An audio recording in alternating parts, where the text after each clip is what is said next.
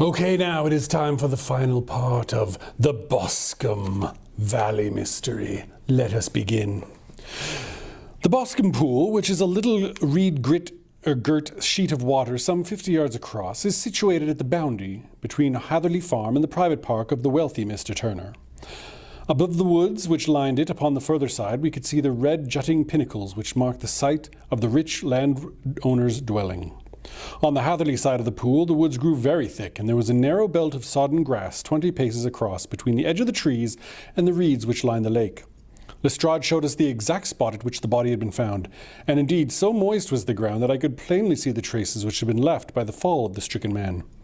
To Holmes, as I could see by his eager face and peering eyes, very many other things were to be read upon the trampled grass. He ran around like a dog who is picked up by a scent, and then turned around upon my companion. "What did you go into the pool for?" he asked. "I fished about with a rake. I thought there might be a weapon or other trace. But how on earth—" "Oh, tut, tut. I have no time. That left foot of yours with its inward twist is all over the place. A mole could trace it. And there it vanishes among the reeds. Oh, how simple it would have been had it been before they all came like a herd of buffalo and walled it all over it. Here is where the party with the lodgekeeper came, and they have covered all tracks for 6 or 8 feet round the body. But here are 3 separate tracks of the same feet." He drew out a lens and laid upon his waterproof to have a better view, talking all the time rather to himself than to us. "These are young Mr. McCarthy's feet. Twice he is walking, and once he ran swiftly so that the soles are deeply marked and the heels hardly visible. That bears out his story. He ran when he saw his father upon the ground, and then there are the father's feet as he paced up and down. What is this, then? It is the butt end of the gun as the son stood listening. And this? What have we here? Tiptoes, square again. Quite unusual boots. They come, they go, they come again. Of course, that was for the cloak. Now where did they come from?" He ran up and down, sometimes losing, sometimes finding the track, until we were well within the edge of the woods and upon the shadow of a great beech, the largest tree in the neighbourhood. Holmes traced his way to the farther side of this and lay down once more upon his face with a little cry of satisfaction. For a long time he remained there, turning over the leaves and dried sticks, gathering up what seemed to me to be dust into an envelope, and examining with his lens not only the ground, but even the bark of the tree as far as he could reach. A jagged stone was lying upon the moss, and this also he carefully examined and retained. Then he followed a pathway through the woods until he came to a high road, where all traces were lost. "It has been a case of considerable interest," he remarked, returning to his natural manner. "I fancy that this grey house on the right must be the lodge. I think that I will go in and have a word with Moran, and perhaps a little note. Having done that, we may drive back to our luncheon. You may walk to the cab, and I shall be with you presently." It was about 10 minutes before we regained our cab and drove back into Ross, Holmes still carrying with him the stone which he had picked up in the woods. "This may interest you, Lestrade," he remarked, holding it up. "The murder was done with it." "I see no mark." "There are none." "Then how do you know?" "The grass was growing under it. It had only laid there for a few days.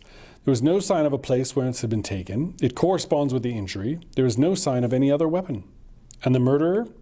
"Is a tall man, left-handed, limps with his right leg, wears thick-soled shooting boots and a grey cloak, smokes Indian cigars, uses a cigar holder, and carries a blunt penknife in his pocket. There are several other indications, but these may be enough to aid us in our search." Lestrade laughed. "I am afraid that I am still a skeptic," he said. "Theories are all very well, but we have to deal with a hard-headed British jury." "Nous verrons," answered Holmes calmly. "You work after your own method, and I shall work after mine. I shall be busy this afternoon, and shall probably return to London by the evening train." "And leave your case unfinished?" "No, finished." "But the mystery?" "It is solved." "Who was the criminal, then?" "The gentleman I described." "But who is he?" "Surely it would not be difficult to find out. This is not a populous neighbourhood." Lestrade shrugged his shoulders. "I am a practical man," he said, "and I really cannot undertake to go about the country looking for a left-handed gentleman with a game leg. I should become the laughing-stock of Scotland Yard." "All right," said Holmes quietly. "I have given you the chance. Here are your lodgings. Goodbye. I shall drop you a line before I leave." Having led Lestrade to his room, we drove to our hotel, where we found lunch upon the table. Holmes was silent and buried in thought, with a pained expression upon his face, as one who finds himself in a perplexing position. "Look here, Watson," he said, when the cloth was cleared. "Just sit down in this chair and let me preach to you for a little. I don't quite know what to do, and I should value your advice. Light a cigar and let me expound." "Pray do so." Well now, in considering this case, there are 2 points about young MacArthur's narrative which struck us both instantly, although they impressed me in his favour and you against him. One was the fact that his father should, according to his account, cry "cooey" before seeing him. The other was his singular dying reference to a rat. He mumbled several words, you understand, but that was all that caught the son's ear. Now from this point our research must commence, and we will begin it by presuming that what the lad says is absolutely true. What of this cooey then? Well, obviously it could not have been meant for the son. The son, as far as we knew, was in Bristol. It was mere chance that he was within earshot. The cooey was meant to attract the attention of whoever it was that he had the appointment with. But cooey is a distinctly Australian cry, and one which is used between Australians. There is a strong presumption that the person whom McCarthy expected to meet at Boscombe Pool was someone who had been in Australia. What of the rat then? Sherlock Holmes took a folded paper from his pocket and flattened it on the table. This is a map of the colony of Victoria. I wired to Bristol for it last night. He put his hand over part of the map. What do you read? He asked. A rat, I read. And now, he raised his hand, Ballarat. Quite so. That was the last man the word uttered, and of which his son only caught the last 2 syllables. So he was trying to utter the name of his murderer, so-and-so of Ballarat. It is wonderful, I exclaimed. It is obvious. And now you see I've narrowed the field down considerably. The possession of a grey garment was a third point, which, granted the son's statement to be correct, was a certainty. We have now come out of mere vagueness to the definite conception of an Australian from Ballarat with a grey cloak. Certainly, and one who is at home in the district, for the pool can only be approached by the farm or by the estate, where strangers would hardly wander. Quite so. Then comes our expedition of today. By an examination of the ground, I gained the trifling details which I gave to the imbecile Lestrade as to the personality of the criminal. But how did you gain them? Oh, you know my method. It is founded upon the observation of trifles. His height I know you might rightfully judge from the length of his stride. His boots too might be told from their traces. Yes, they were particular boots. But his lameness? The impression of his right foot was always less distinct than his left. He put less weight on it. Why? Because he limped. He was lame. But his left-handedness? You were yourself struck by the nature of the injury as it recorded by the surgeon of the inquest. The blow was struck from immediately behind, yet was upon the left side. Now how can that be understood unless it was by a left-handed man? He had stood behind that tree during the interview between the father and the son. He had even smoked there. I found the ash of a cigar, which my special knowledge of tobacco ashes enabled me to pronounce an Indian cigar. I have, as you know, devoted some attention to this and written a little monograph on the ashes of 140 different varieties of pipe, cigar, and cigarette tobacco. Having found the ash, I then looked around and discovered the stump among the moss where he had tossed it. It was an Indian cigar, of the variety which are rolled in Rotterdam. And the cigar holder? I could see that the end had not been in his mouth. Therefore, he used a holder. The tip had been cut off, not bitten off, but the cut was not a clean one, so I deduced a blunt pocket knife. Holmes, I said, you have drawn a net round this man from which he cannot escape, and you have saved an innocent man's life as truly as you have cut the cord from he was hanging from. I see the direction in which all this points. The culprit is... Mr. John Turner, cried the hotel waiter, opening the door of our sitting room and ushering in a visitor. The man who entered was a strange and impressive figure. His slow, limping step and bowed shoulders gave the appearance of decrepitude, and yet his hard, deep-lined, craggy features and his enormous limbs showed that he was possessed of unusual strength of body and of character. His tangled beard, grizzled hair, and outstanding droopy eyebrows combined to give an air of dignity and power to his appearance. But his face was of ashen white, while his lips and corner of his nostrils were tinged with a shade of blue. It was clear to me at a glance that he was in the grip of some deadly and chronic disease. Pray sit down on the sofa, said Holmes gently. You had my note? Yes, the lodge-keeper brought it up. You said that you wished to see me here to avoid scandal. I thought people would talk if I went to the hall. And why do you wish to see me? He looked across at my companion with despair in his weary eyes, as though his question were already answered. Yes, said Holmes, answering the look rather than the words. It is so. I know all about McCarthy. The old man sunk his face in his hands. God help me, he cried, but I would not have let that young man come to harm. I gave you my word that I would have spoken out if it went against him at the Assizes. Assizes? I'm guessing court. I'm glad to hear you say so, said Holmes gravely. I would have spoken now had it not been for my dear girl. It would break her heart. It will break her heart when she hears that I am arrested. It may not come to that, said Holmes. What? I am no official agent. I understand that it was your daughter who requested my presence here, and I am acting in her interests. Young MacArthur must be got off, however. I am a dying man, said old Turner. I have had diabetes for years. My doctor says it is a question of whether I shall live a month, yet I would rather die under my own roof than in a jail. Holmes rose and sat down at a table with his pen in his hand and a bundle of papers before him. Just tell us the truth, he said. I shall write down the facts, you will sign it, and Watson here can witness it. Then I could produce your confession at the last extremity to save young MacArthur. I promise you that I shall not use it unless it is absolutely needed. It is well, said the old man. It is a question whether I shall live to the court, so it matters little to me. But I should wish to spare Alice the shock, and now I will make the thing clear to you. It has been a long time in the acting, but will not take me long to tell. You did not know this dead man, MacArthur. He was a devil incarnate, I tell you. God kept you out of the clutches of such a man as he. His grip has been upon me these 20 years, and he has blasted my life. I'll tell you how I first came to be in his power. It was in the early 60s at the digging.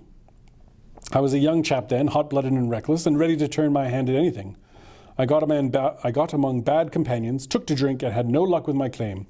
Took to the bushes, and, in a word, became what you might call over here a highway robber.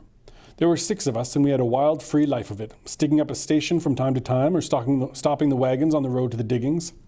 Black Jack of Ballrat was the name I went under, and our party is still remembered in the colony as the Ballrat Gang. One day a gold convoy came down from Ballarat to Melbourne, and we lay in wait for it and attacked it. There were 6 troopers and 6 of us, so it was a close thing. But we emptied 4 of their saddles at the first volley. 3 of our boys were killed, however, before we got the swag. I put my pistol to the head of the wagon driver, who was this very man McCarthy. I wished to the Lord that I had shot him then, but I spared him, though I saw his wicked little eyes fixed upon my face, as though to remember every feature. We got away with the gold, became wealthy men, and made our way over to England without being suspected. There I parted from my old pals and determined to settle down to a quiet and respectable life. I bought this estate, which chanced to be in the market, and I set myself up to do a little good with my money, to make up for the way in which I had earned it. I married too, and though my wife died young, she left me my dear little Alice. Even when she was just a baby, her wee hand seemed to lead me down the right path as nothing else had ever done. In a word, I had turned over a new leaf and did my best to make up for the past. All was going well when MacArthur laid his grip upon me. I had gone up to town about an investment, and I had met him in Regent Street with hardly a coat to his back or a boot to his foot. "Here we are, Jack," says he, touching me on the arm. "We'll be as good as family to you. There's 2 of us, me and my son, and you can have the keeping of us. If you don't, it's fine.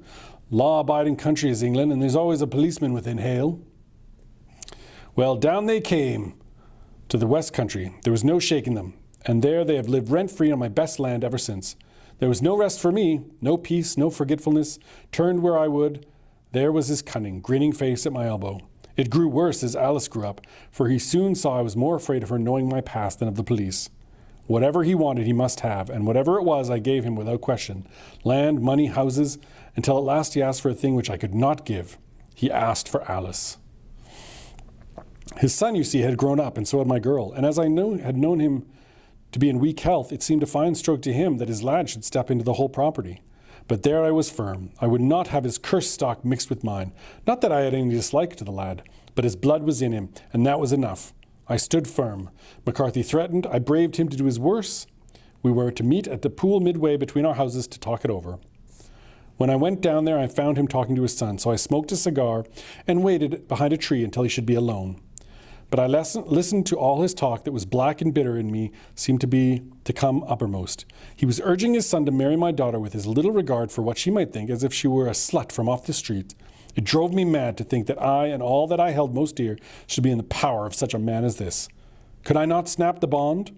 I was already a dying and desperate man, though clear of mind and fairly strong of limb. I knew that my own fate was sealed.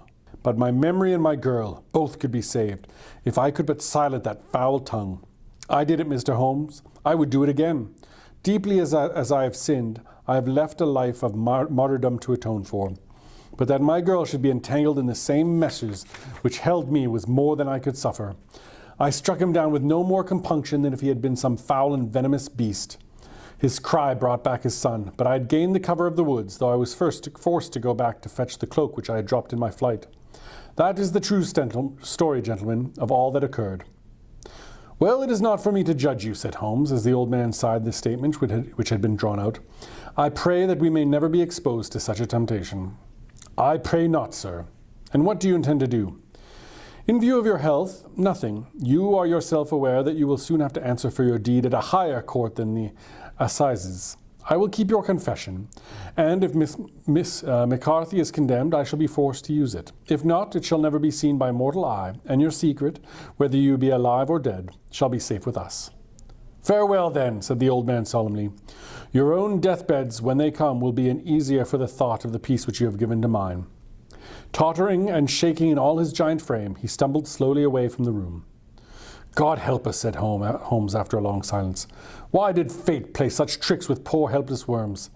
I never heard of such a case as this, that I did not think of Baxter's words and say, there but for the grace of God goes Sherlock Holmes. James MacArthur was acquitted at the assizes on the strength of a number of objections which had been drawn out by Holmes and submitted to the defending counsel. Old Turner lived for 7 months after our interview, but he is now dead, and there is every prospect that the son and daughter may come to live happily together, in ignorance of the black cloud which rests upon their past. And that is the end of the Boscombe Valley Mystery, which I forgot the title of. Join us soon for the next story, The 5 Orange Pips. I don't know what pips could be. I've possibly rank things on collars. I seem to recall that's what they were called in Star Trek, but I'm guessing. See you tomorrow.